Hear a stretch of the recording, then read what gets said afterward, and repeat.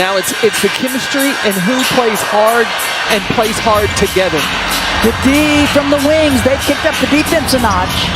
In the bustling corporate headquarters of Hy-Vee in West Des Moines on a crisp March morning in 2025, sunlight filtered through the tall glass windows, casting reflections across a polished mahogany table where executives gathered around charts detailing food distribution and security statistics across the Midwest. Amid the hum of conversation, Caitlin Clark sat quietly, her gaze fixed not on the spreadsheets or slides projected on the screen, but on what those numbers truly represented: lives, families, and children whose struggles mirrored the faces she had never forgotten. For most in the room, the meeting symbolized corporate growth and social responsibility. For Caitlin, it was something profoundly personal, a full-circle moment rooted not in philanthropy, but in memory and empathy. When Hy-Vee CEO Randy Edeker stood to announce that their partnership with the Caitlin Clark Foundation had reached a milestone that would provide more than 3 million meals across 18 states, the applause that filled the room could not drown out the quiet tears welling in her eyes. They weren't tears of pride or publicity. They were the culmination of a promise made years earlier, in a small grocery store in Iowa City, when a moment of compassion had transformed her understanding of what true success means. 5 years earlier, long before sponsorship deals, national headlines, and sold-out arenas, Caitlin had been just another college student trying to find a sense of normality amid rising fame. That day at the Hy-Vee on Dodge Street, she was shopping for simple groceries when she noticed a woman in her 30s ahead of her in the checkout line, accompanied by 2 young children whose quiet patience said more about hardship than words ever could. The woman was carefully counting food stamps and coupons, her hands trembling slightly as she removed items when the total exceeded her balance. First the fresh fruit, then the cereal her children had eagerly asked for, and finally, with visible reluctance, a small birthday cake meant for her daughter, who was turning 7 the next day. "I'm sorry, sweetie," the mother said softly, setting the cake aside. "Maybe next time we can get something special." The little girl nodded, her face composed in the way only children who have learned to expect less can manage, and something within Caitlin shifted. It was a quiet, almost invisible moment to others, but to her it felt like a call to action, a confrontation with the raw edges of inequality that no amount of success could let her ignore. When the cashier began to scan Caitlin's own groceries, she leaned in and asked them to add the woman's remaining items to her bill, including the birthday cake, but to do so discreetly. She didn't want thanks, recognition, or even acknowledgement. She just wanted that little girl to have her cake, to have one day untouched by the shadows of scarcity. As fate would have it, the woman discovered what Caitlin had done when she reached the car park. "You didn't have to do that," she said through tears, approaching her with a mix of gratitude and disbelief. "I don't even know your name." Caitlin smiled faintly as she helped load the bags into the woman's car. "You don't need to know my name," she replied. "Just make sure your daughter has a wonderful birthday." What happened next etched itself into Caitlin's heart more deeply than any game-winning shot ever could. The woman paused, her voice trembling as she said, "You know what the hardest part is? It's not being hungry. It's watching your children learn to expect less, to stop asking for things, to think that struggling to eat is just how life is supposed to be. I work 2 jobs, but it's never enough. And I'm scared my kids will grow up believing this is normal." Those words haunted Caitlin long after she walked away, reverberating through the quiet spaces of her dorm room, through long drives to practice, through nights spent reflecting on the privileges that had shaped her own journey. She began researching food insecurity in Iowa and across the Midwest, learning that 1 in 8 children in her home state faced hunger regularly and that many families were just one missed paycheck away from going without. The more she read, the clearer it became that hunger was not just a statistic. It was a silent epidemic woven into the fabric of everyday life, hidden behind politeness and pride. That encounter became the seed from which the Caitlin Clark Foundation would later grow. An initiative built not on fame or image, but on empathy, dignity, and the desire to give back to the communities that had cheered her on.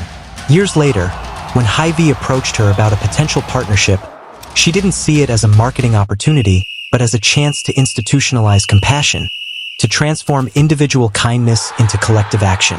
The grocery chain, deeply embedded in Midwest life, shared her belief that no one should have to choose between rent and food, between dignity and survival. What began as small local food drives gradually evolved into one of the largest collaborative hunger relief efforts in regional history. Together, they established programs connecting local farmers to food banks, created community pantries within schools, and developed educational workshops about nutrition and budgeting for low-income families. By 2025, their joint initiative had touched millions of lives, ensuring that the unseen struggle of that one mother would not be repeated in silence by others. So, when Caitlin sat in that sleek Hy-Vee conference room, surrounded by executives, she wasn't thinking about the figures projected on the screen or the PR headlines that would follow. She was thinking of that mother and her little girl, of the birthday cake once left behind, and of the quiet promise she had made, that if she ever gained influence, she would use it to make sure fewer families had to face such choices. Her eyes lingered on the map displaying the network of food distribution centers now operating across 18 states, and she smiled through her tears. To her, those dots weren't logistics. They were lives, proof that compassion, when scaled, could become infrastructure. What had begun in the aisles of an ordinary grocery store had evolved into one of the most meaningful partnerships in corporate philanthropy, uniting sport, business, and humanity under one shared vision. Behind the press releases and speeches, however, the story remained deeply human. Caitlin often spoke privately about how her definition of victory had changed. For her, success was no longer about records or recognition, but about the quiet ripple effects of kindness. A mother able to feed her children without fear. A child able to dream without hunger shadowing their thoughts.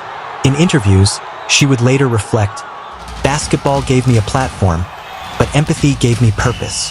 Her foundation's guiding principle, "Play with heart, give with purpose," became more than a slogan.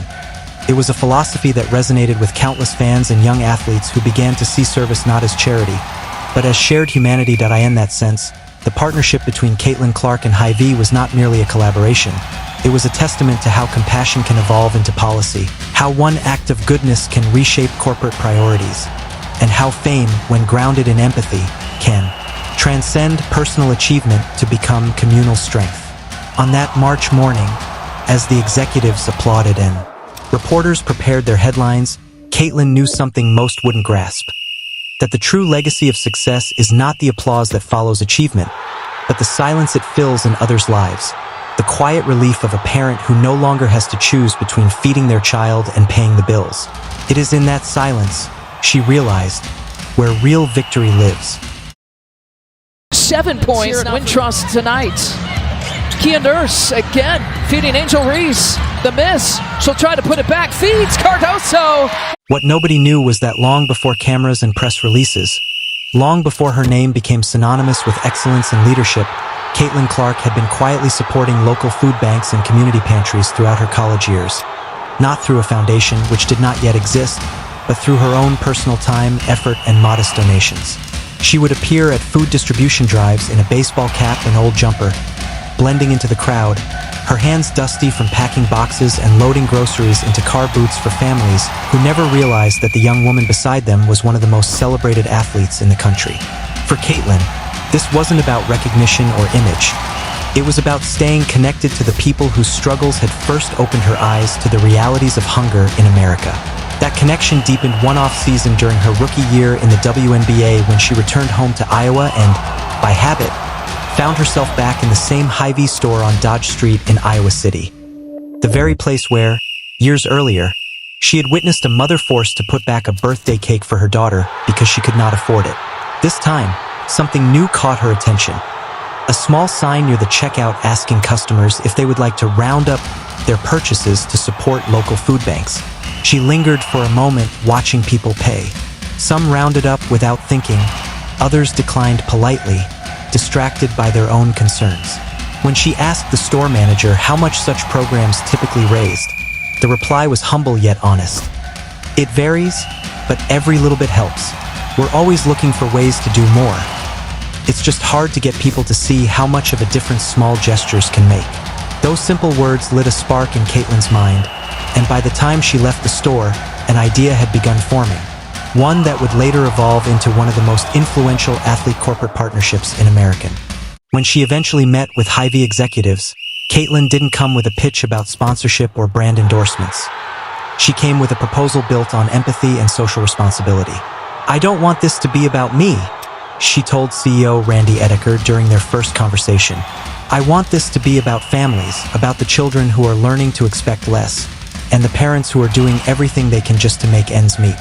I want to build something that restores dignity." What emerged from that meeting was the Roundup for Families campaign, a program that would operate across all Hy-Vee stores in 8 states, allowing customers to round up their grocery totals to the nearest dollar, with 100% of proceeds going directly to local food banks partnered with Feeding America.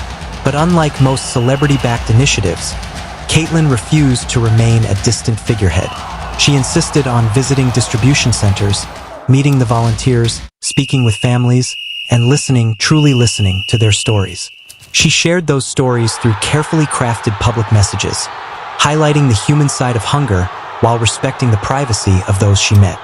Her authenticity resonated deeply with the public, turning what could have been a short-term charity effort into a sustainable, large-scale movement. Within 6 months of launching, Hy-Vee customers had donated over $2 million through the Roundup program, funding more than 8 million meals across the Midwest. Yet the numbers, impressive as they were, told only part of the story. The campaign sparked new conversations about food insecurity.